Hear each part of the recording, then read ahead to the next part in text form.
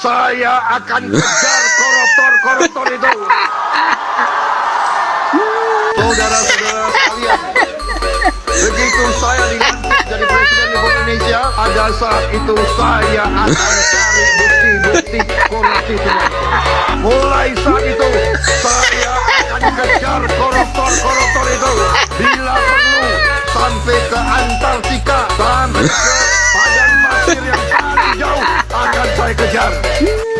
Hai para koruptor atau yang merasa pernah mencuri dari rakyat, kalau kau kembalikan yang kau curi, ya mungkin kita maafkan, mungkin kita maafkan, mungkin kita maafkan. Sekarang saya tidak ragu-ragu mengatakan Presiden ke-8 kita adalah bajingan tolol. Naik 1% aja kok ribet banget sih? Tunggu dulu. Tunggu. Bukan gitu cara hitungnya. Kenaikan PPN dari 11% menjadi 12% itu artinya beban tambahan yang dipikul masyarakat bertambah sampai 9%. Bukan cuma naik 1% poin loh. Jadi apa saja yang kena PPN 12%? Jawabannya adalah semua barang yang sebelumnya sudah berlaku pungutan. Semua, mau sabun, sampo, deterjen, sabun untuk cuci piring, sabun untuk ngepel, obat nyamuk, bahkan susu. Belum 100 hari udah ingkar janji lah. Ya yang sabar ya 58. Assalamualaikum warahmatullahi wabarakatuh. Kembali lagi di channel Ken Fatih. Nah oke teman-teman semua, bagaimana kabar kalian semuanya? Semoga dalam keadaan baik-baik saja ya, dan dilancarkan segala rezekinya. Amin amin ya rabbal alamin. Nah oke teman-teman semua, sesuai dengan cuplikan video di awal, kali ini saya akan membagikan video parodi dan juga ledekan-ledekan lucu terhadap Pak Prabowo ya teman-teman. Karena walaupun Pak Prabowo ini belum genap 100 hari menjadi Presiden Indonesia, di sini para netizen tidak ada henti-hentinya untuk membuat ledekan-ledekan lucu terhadap Pak Prabowo teman-teman. Ya mungkin karena gaya kepemimpinan Pak Prabowo ini tidak jauh berbeda dengan si Mulyono atau dengan si Pak Jokowi ya teman-teman.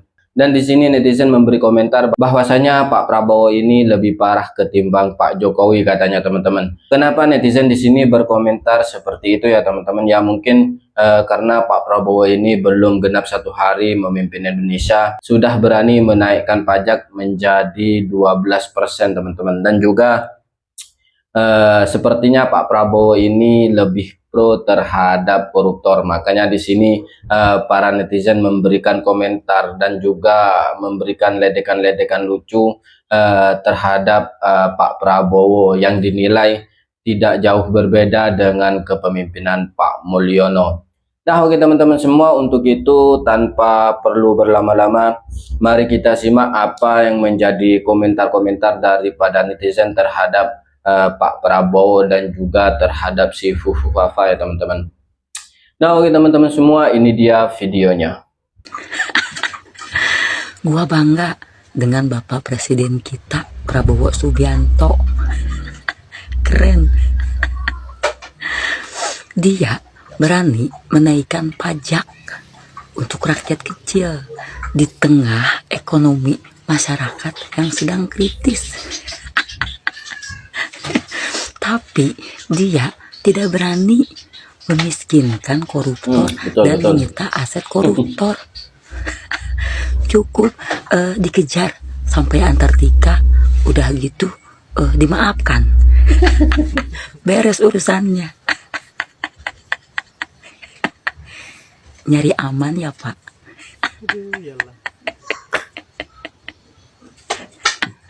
Belum 100 hari udah ingkar janji lah. Ya yang sabar ya 58. Kurang baik apalagi presiden kita bos. Betul. Koruptor aja akan dimaafkan. Coba deh, kurang baik apalagi coba. Emang dari dulu kan presiden kita baik dengan koruptor, ya kan? Dari dulu kan, dari zamannya kampanye kan, banyak kan oknum-oknum koruptor yang gabung di koalisinya, banyak kan?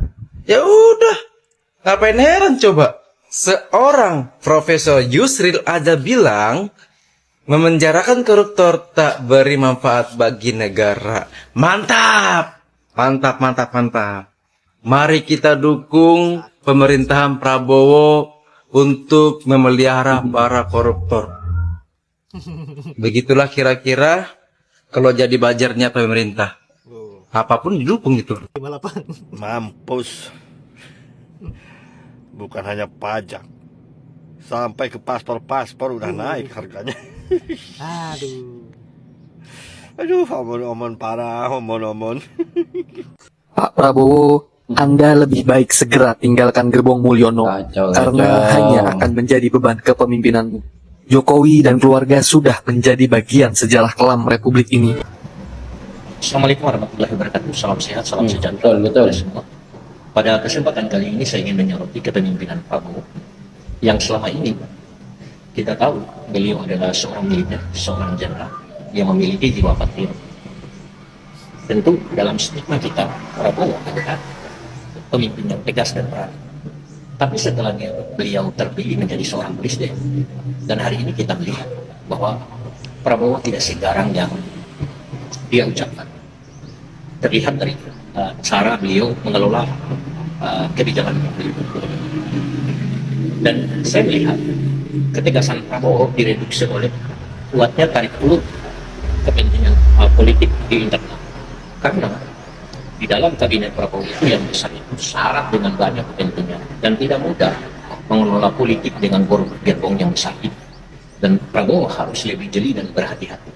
Oleh karena itu, kehati-hatian beliau dalam menentukan sikap untuk mengontrol dan mengatur pertarungan politik di dalam ini membuat sikap ketegasan beliau tergerus. Karena apa? Dalam 3 bulan terakhir, kebijakan-kebijakan publik yang diambil oleh Presiden Prabowo terlihat populis, pro kepada rakyat. Namun ada hal lain. Contoh, peristiwa naiknya pajak yang sangat tinggi dinilai memberatkan rakyat, sementara situasi ekonomi kita belum stabil. Banyak pihak-pihak ahli ekonomi mengharapkan ditunda. Tapi ada pemaksaan kelompok-kelompok yang internal itu yang benar-benar berhasrat ingin memuluskan program-program pemerintah sebelumnya. Di sisi lain dari politisasi hukum ini muncul lagi. Nah, pagi ini kita membaca berita-berita yang lagi hangat, yaitu Hasto diseret dan ditersangkakan oleh KPK. Ini bukan masalah korupsi, tapi masalah gratifikasi atau suap. Nah, ini kasus ini muncul lagi. Sama dengan sebelumnya sifatnya politis, kasus Tongen, Bom dan sebagainya.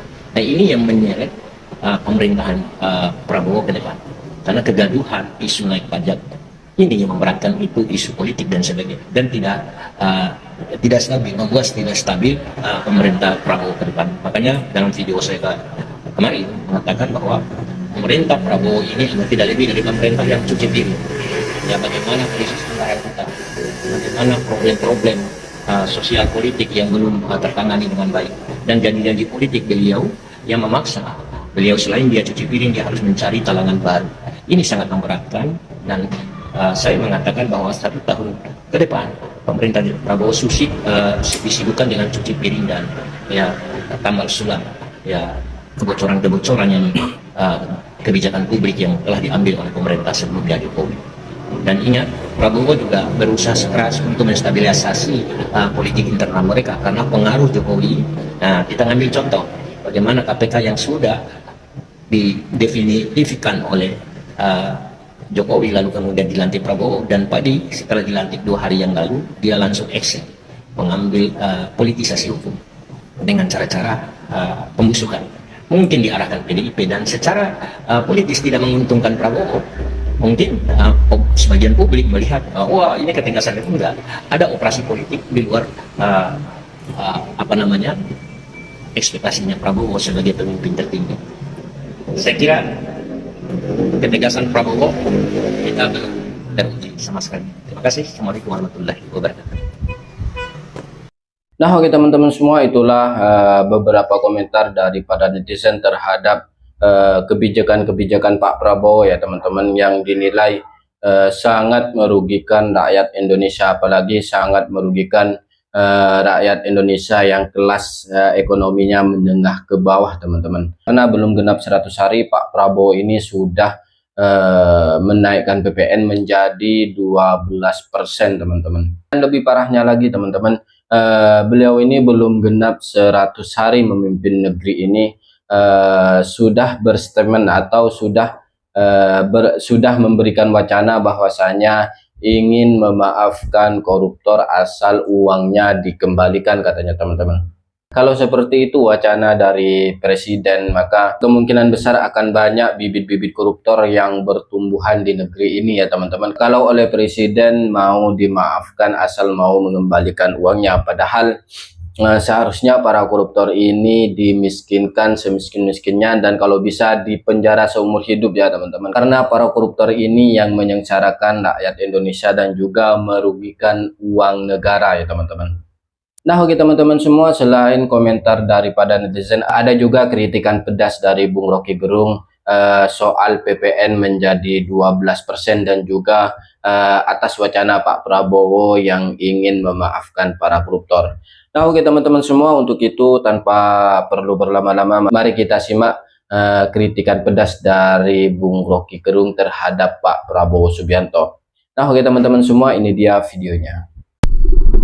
Ada teorema tentang pertumbuhan, karena itu mengikuti semacam biologisme dari Darwin. Kita bertumbuh melalui evolusi itu. Tapi ilmu ekonomi itu kan ilmu sosial tuh, bahwa natural selection itu terjadi, oke. Karena ada jangka panjang itu dalam teori Darwin itu, the origin of species. Tapi ekonomi itu sudah semacam epoch ketika kaum fisiokrat berhenti mempromosikan kekayaan sebagai sumber ekonomi di Prancis, itu pindah marxisme ekonomi, lalu balik lagi pada classical economics itu.